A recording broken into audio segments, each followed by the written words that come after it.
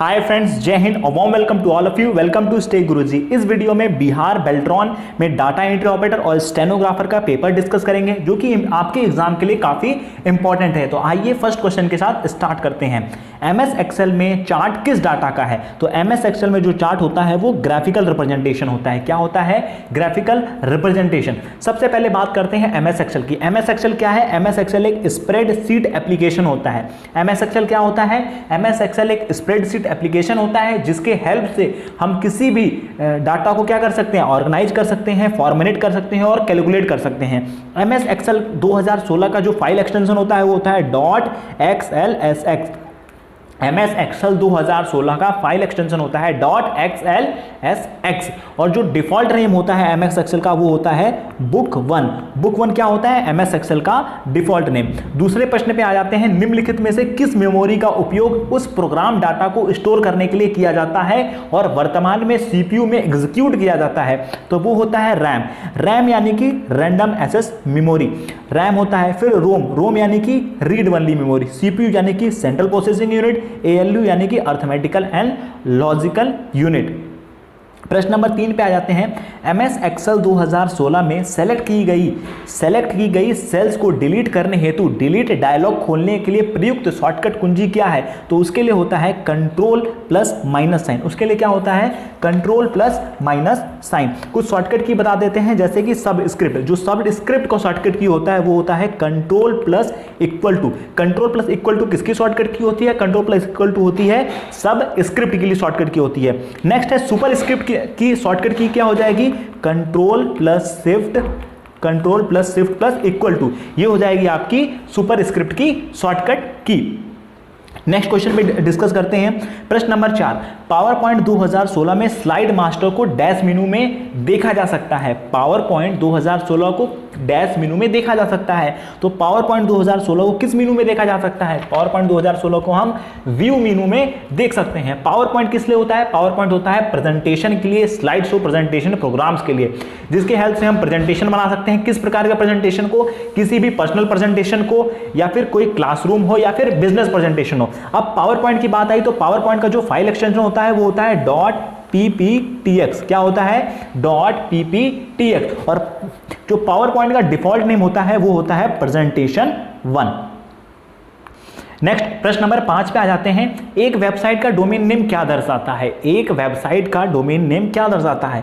एक वेबसाइट का domain name दर्शाता है वेबसाइट का नाम। क्या दर्शाता है? उस वेबसाइट का नाम को दर्शाता है। प्रश्न नंबर 6। डैश एक कंप्यूटर पर ऑपरेटिंग सिस्टम इंस्टॉल करने को संदर्भित करता है जिसमें वर्तमान में कोई भी ऑपरेटिंग सिस्टम नहीं है। तो वो हो जाएगा क्लीन इंस्टॉलेशन। क्या हो जाएगा? Clean installation. उसको कहते हैं क्लीन इंस्टॉलेशन। प्रश्न नंबर 7। किसी सेल में सामग्री यानी कि कंटेंट को एक स्थान नीचे स्थानांतरित कैसे किया जाता है? उसके लिए करेंगे सबसे पहले चयनित सेल को राइट क्लिक करेंगे, फिर इंसर्ट पे जाएंगे, then shift left down and okay पे क्लिक करेंगे। इस प्रकार से किसी भी सेल की सामग्री यानी कि कंटेंट को स्थानांतरित किया जाता है। प्रश्न नंबर 8 पे जाते हैं। MS Excel 2016। एमएस एक्सेल 2016 में सेल में वार्प टेक्स्ट कैसे किया जाता है? तो वार्प टेक्स्ट करने के लिए किसी भी वर्कशीट को आपको खोलना पड़ेगा। क्या करना पड़ेगा? वर्कशीट को खोलेंगे, एक सेल सेलेक्ट करेंगे और राइट क्लिक करेंगे। उसके बाद फॉर्मेट सेल में जाएंगे, अलाइनमेंट में जाएंगे, उसके बाद टेक्स्ट कंट्रोल के अंतर्गत वार्प टेक्स्ट के निशान लगाएंगे और ओके पर क्लिक कर देंगे। इस प्रकार से एमएस एक्सेल 2016 में सेल में वार्प टेक्स्ट किया जाता है। अब बात आई है एमएस एक्सेल की। तो एमएस एक्सेल का जो फाइल एक्सटेंशन होता है वो होता है .xlsx। ये होता है एमएस एक्सेल का फाइल एक्सटेंशन और जो डिफॉल्ट नेम होता है वो होता है बुक 1। ये होता है आपका डिफॉल्ट नेम। प्रश्न नंबर 9 पे आ जाते हैं। एमएस पावर पॉइंट में चयनित आकार की फॉर्मेटिंग कॉपी करने के लिए शॉर्टकट कुंजी क्या है? तो उसके लिए जो शॉर्टकट कुंजी हो जाएगा कंट्रोल प्लस शिफ्ट प्लस सी। क्या हो जाएगा? कंट्रोल प्लस शिफ्ट प्लस सी।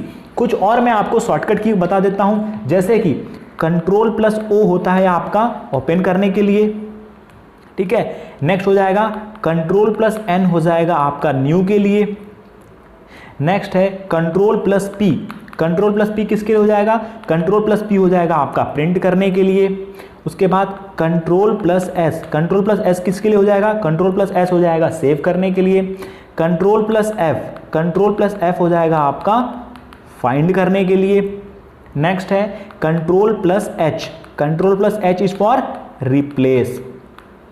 ठीक है, कंट्रोल प्लस एच किसके लिए हो जाएगा? कंट्रोल प्लस एच हो जाएगा रिप्लेस करने के लिए। प्रश्न नंबर 10, एमएस एक्सेल 2016 में कॉलम की न्यूनतम चौड़ाई कितनी हो सकती है? एमएस एक्सेल 2016 में जो कॉलम की न्यूनतम चौड़ाई होगी 0। कितनी होगी?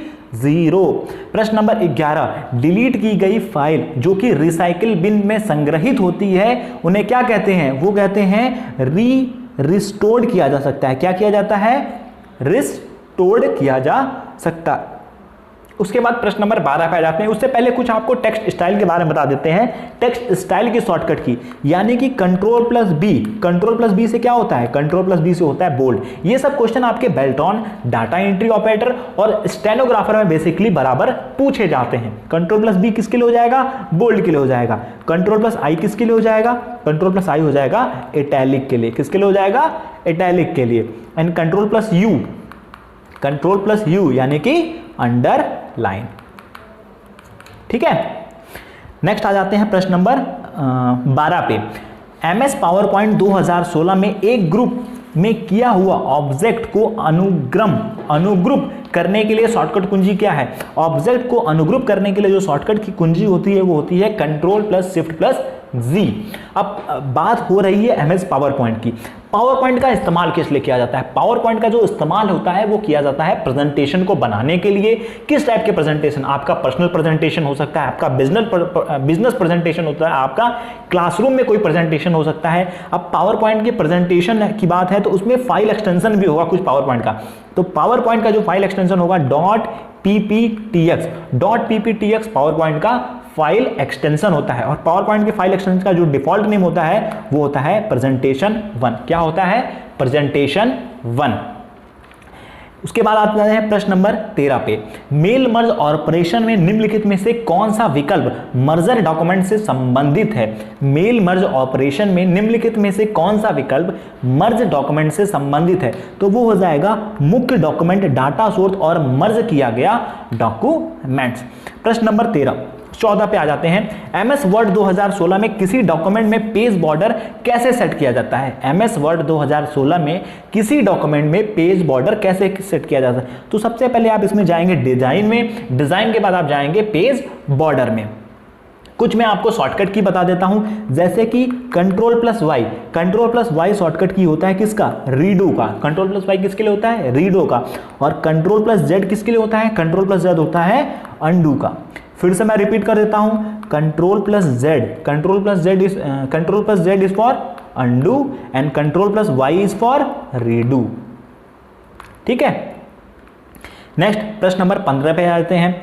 एमएस वर्ड डॉक्यूमेंट में माउस का उपयोग करके किसी टेक्स्ट को कॉपी और आवश्यक स्थान पर पेस्ट कैसे किया जाता है? तो उसके लिए एमएस वर्ड फाइल खोलेंगे, माउस का उपयोग करके टेक्स्ट को सेलेक्ट करेंगे, टेक्स्ट चयनित क्षेत्र में राइट क्लिक करेंगे, डॉक्यूमेंट सूची में कॉपी पर क्लिक करेंगे, माउस के पॉइंट को नई स्थिति में ले जाएंगे, उसके बाद राइट क्लिक करेंगे और पेस्ट कर देंगे। अब पेस्ट और की बात आई है तो कॉपी पेस्ट का भी मैं आपको शॉर्टकट की बता देता हूं।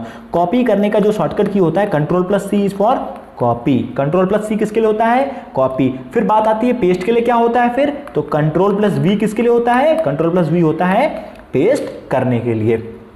नेक्स्ट है वॉन न्यूमैन कंप्यूटर सिस्टम में इनमें से किसका उपयोग किया जाता है? तो वॉन न्यूमैन सिस्टम में निर्देशित डाटा और प्रोग्राम डेटा के लिए एक मेमोरी का उपयोग किया जाता है।